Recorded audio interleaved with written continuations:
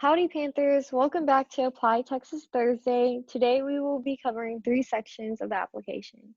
These 3 sections are the educational information, the residency information, and the employment information. So let's get started. First off, educational information. So for the educational information, we're going to either select a pre-professional plan or not. So only select a pre-professional program if applicable. So this includes pre-health or pre-law. So if you are on a pre-professional program or want to be, you would hit that drop down and pick whichever one that you will be trying to obtain through your degree, through the university that you're applying to. The next question will be if you seek teacher certification. So if you would like to be an educator, you would press yes. You are interested in seeking a teacher certification. And if you press yes, you will indicate what level that you are interested in teaching. So primary, secondary, or so forth. Again, that drop down and press whichever one is applicable to your choice. Next, you will enter your senior course information. Again, this is where your senior course information will go. So you're going to list the exact titles of your courses. So you want to refer to your schedule or either on Skyward or if you have it printed in order to fill this out properly. So the name that is on your printed schedule or on your Skyward schedule, you want to enter it exactly how it is. So again, you want to make sure you're entering the full name and what matches your schedule. You also want to indicate if it's AP. So if it's AP, you're going to select the AP IB checkbox. And if the course is dual credit course, then you're going to select the dual credit / concurrent enrollment checkbox. And you also want to make sure that you're checking off the boxes that correspond to when you're taking this course. So if you're taking it for the entire year, you're going to check off both the first and second semester taken. But if it's like course like economics or government, and it's only for half the year, you want to select either first or second, and that is corresponding to your schedule. Again, you're going to want to list your exact senior schedule. So refer back to the printed or your Skyward schedule to fill that out. Next, you're going to enter your test score information. So enter your test dates for the test that you've scored the highest on. Again, enter the test dates that you've scored the highest on. And if you plan on taking an exam in October or whatever it may be, you want to select the month that you're planning to take that exam. Okay, so we're done with that. Now we're going to move on to the residency information. So with that, first question, you're going to select no under university enrollment. Again, for this question, you're going to select no and press save and continue to go on to the next question.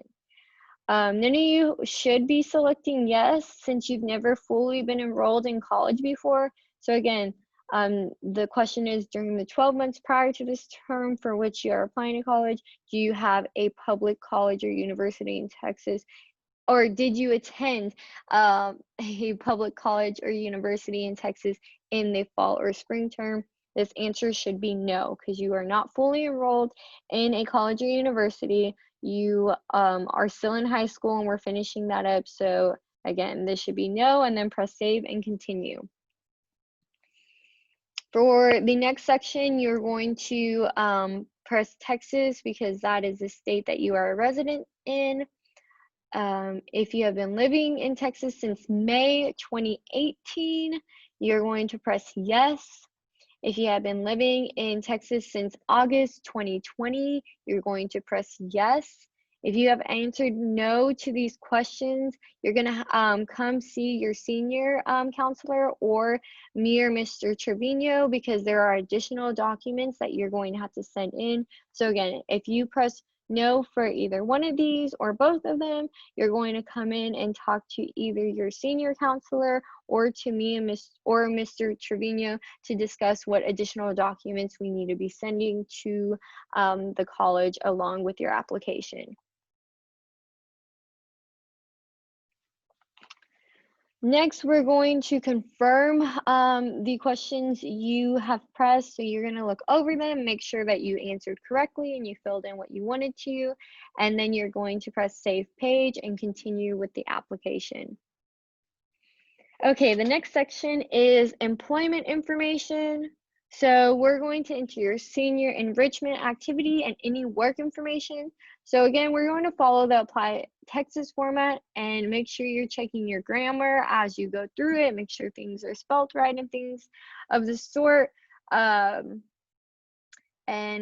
also note that there needs to be an end date on these positions. So even if you're currently employed with this job, just use a future date as your end date. So an example is, it should be July 2021. July 2020 has not actually passed. So an example would be July 2021, not 2020. So you would put a future date, whether that be later this fall semester, or if you know you're going to continue this employment until the end of your senior year, then put somewhere in May or June, depending on when you think that you might be ending this job. And again, this doesn't have to be perfect because this information can be obtained from you later. So again, if you're still employed by them, you want to put a future end date just so that the campus knows that you are still employed by said position, in said position. So that's it for today. The sections were really short and I hope this helps. Again, if you have any questions, make sure to reach out to me or Mr. Trevino and we'd be happy to help. Our contact information can be found on our social media. So if you go to our Twitter at Panthers Impact, or if you go to our DHS, which is at DHS Panthers Impact. If you go to our Instagram, then you'll find our Instagram at DHS Panthers Impact. So thank you for joining us, and don't forget to come to our next ApplyTexas Thursday, because we'll be going over essays and custom questions then, and we'll have a special guest. Our UT rep will be popping in, so make sure to attend that.